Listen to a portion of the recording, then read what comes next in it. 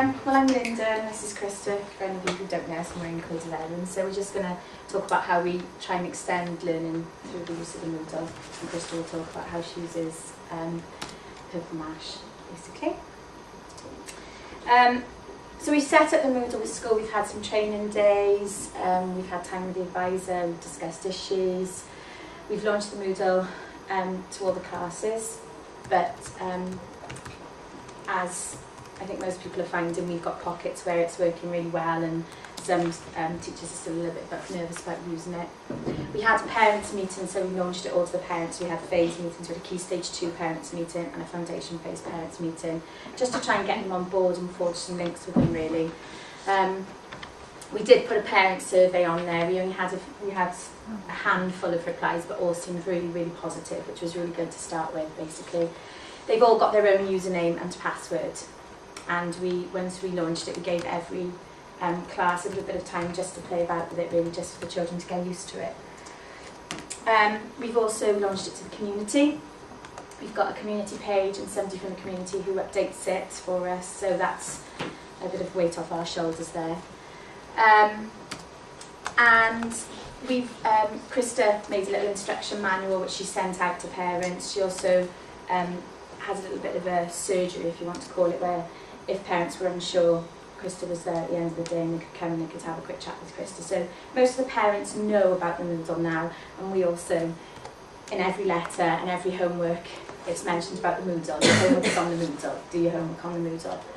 And we have had a closure day to allow staff to set up their pages where we're on hand to help them. But obviously we need to get some time with them again to update things, basically.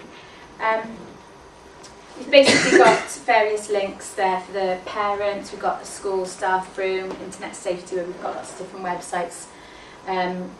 Friends of the school, Peter Matthews comes in, and different things like that. And a wider community where we're trying to forge links outside of the school and the community. We use out of hours learning, so we put the homework page on there. We also set tasks should we have a snow day. And if they're ill, we also try and encourage the children to go on the Moodle, basically, just to keep our attendance up. We've got planning on there. We try and use the diary, the Google Diary, to put dates on there. We highlight our successes. It's basically just trying to bring the parents in. The After School Club have also got a page on there. We just put this on. This is quite.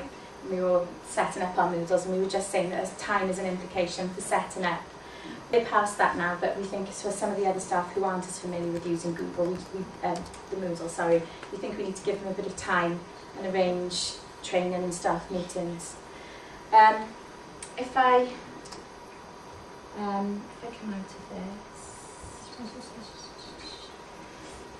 and actually show you the Moodle, it's probably easier. So this is our front page.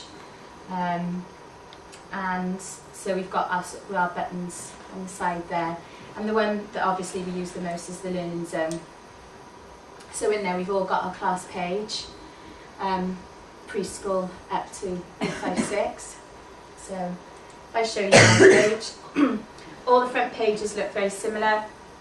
They've all got a photo page just showing what's been going on in the class, an overview of what's happening, and then the Key Stage 2 pages look like this. So we've got a link to all our subjects and Key Stage 2 resources, basically. And one of the main ways that I've found this has been really successful, in Year 5-6, we were part of the Hours project, so all the Year 5-6 children have their own individual laptop. But it became a bit of a problem when they needed to print out work or to mark work. Apologies to those who've heard this before, but so we overcame that by the children uploading work. So if I find, recently the children completed some work, they researched some information about an animal, and then they uploaded it to me here. So I can view who's uploaded to me, and I can view their work, and I can make comments and mark their work. I am trying to encourage the parents to log on to this and to see the children can actually view the comments for everything that they've used, and this has worked really, really well. I've marked their work and put on any changes they need to make, and the children can go back, make the changes, and then resubmit their work to me. I am really trying to get the parents to look at this and to make comments on what they've been doing, and so far I'm getting a handful of parents who are commenting on their children's work, and it's very simple to do, basically. If I go, do you want to look at your page? If I quickly look at Krista's page. So the foundation phase pages look slightly different. They still have their photo page and then their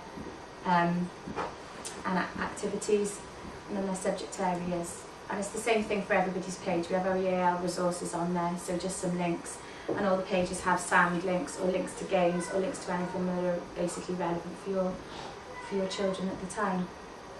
And I think with my children, very, very quickly, we use Google Docs a lot. I don't know if anybody's familiar with Google Docs, but in year 5-6 we're Google Docs mad. Everything is used through Google Docs. Basically it's the easiest way to get a whole class presentation, and it's done in an afternoon.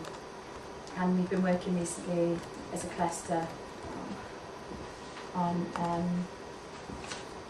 we've been working recently as a cluster on different resources and things that we can use through Google Docs, and I think that's worked really well. It's not letting me in, is it? Alright, it's not letting me in. But basically with Google Docs, one of the best things I think for that has been just the collaborative aspect of it. I just think that's worked really, really well. So one of my latest Google Docs is this one. So all the children were given a slide, and then they had to research the Olympics from the very beginning into 2016, and it was just done in an afternoon, and it worked really, really well. It's taken ages to load. So I'll hand over to Krista while this is loading, and she's going to just basically talk about what she uses with paper mache. Oh, there we are. So just really, really quickly flick through it. Each child had their own slide, so that they got the learning skill on there, and they all worked and did research, and it was completed in an afternoon rather than each child working on one slide and uploading as you would do in one PowerPoint.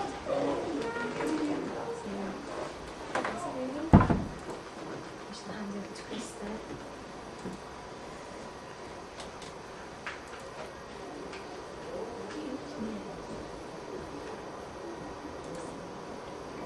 Thanks, Melinda.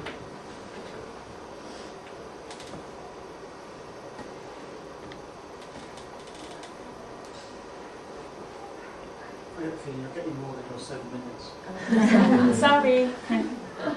It's alright, I should have expected it with you two, really, shouldn't I? 7 minutes each.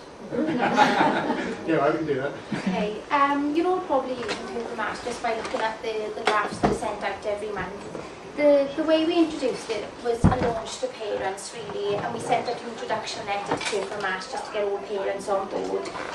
We've gone down the road of having a class password just for homework reasons, and when you log in on the market, it's all in one place. Whereas if they log in via the Moodle, you've got to go into like 30 children's accounts to actually get what they've done for homework. So for homework purposes, they do use a class password in our school, just so it's easier for the teacher, really. So once we've logged in, we can see all our class work on one password. Okay, so this was figures from my last year's class. We didn't really used to have any homework in. It was about 15 out of 28. That was before we launched paper mache. They weren't bothered, to be honest, if they did their homework or not. But now we've started doing it. 26 out of 28 children now do their homework every week, because in my class there's paper mache homework set every single week. The 2 children, because they couldn't be bothered to do it, is because they didn't have ICT at home. So what I did was I did a surgery night after school on a Wednesday where I invited parents in, and those 2 children then completed their homework 3:15 to 4:45 in school with their parents. So instead of excluding them and saying, well, you haven't got a computer so you can't do your homework, they came in on a Wednesday night and actually did their homework with their children in school. And I was there then, so if they weren't confident or whatever, I could just give them a hand. And that seemed to work really well. And also our after school club now also has 3 nights a week where they do Purple Mash and Moodle homework with the children. So if they haven't got it at home, then we've opened access to a computer suite after school for the children to be supervised in there to actually do their homework in school then. And one thing we have used it for, especially for our more able and talented children, is if they complete the focus task, especially in foundation phase, if they request to go on ICT as their enhanced provision, the enhanced provision is always linked to Purple Mash or our Moodle. So there's always something on Purple Mash or Moodle that enhances what they've been doing as their focus task. Because we've got a lot of boys, I do now in my class that I've just gone into, they love ICT, but they just want games constantly. So to try and not just raise their ICT awareness really, I set them an actual challenge task on there. So if they do want to go on the ICT equipment there, they have to use Purple Mash or Moodle linked to the focus task that they've been doing. So that's how we get around really our enhanced learning. And those are just some examples from lower foundation phase. These were all done as part of enhanced learning, so independently without an adult being there. And the children from reception now save their work independently, and they know that they save it using their name. And we have name cards by the side of the computer so they can actually refer to their name if they can't spell it themselves. And then Key Stage 2 do use Purple Mash. It's not heavily relied on as much as we use it in foundation phase, but it is used, and again this was a mixture of homework tasks and tasks that they actually did in the classroom.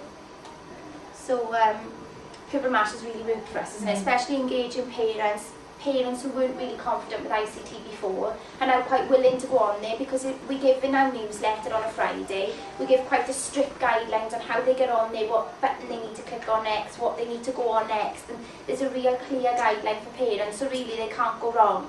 And my LSA last year, she won't mind me saying, Helen Davis, she's not ICT literate at all, she can't log on to a computer, she's really poor. And I gave her my newsletter and I said, if you can follow it, anyone can. And she actually got on there and completed the task, and she was really chuffed with herself for that. But I thought, you know, if she can do it and she can't even log on to a computer really, then all our parents would be able to get on there. So we found that it's really raised the bar at home. And I think we're 4th this month, just to get it in, Greg. This month in the LEA. So for us, that's a big step, because some of our parents will disengage straight away because of the area we're in. So it's really raised the bar for us, isn't it, for parental engagement. Okay, that's it. Thank you.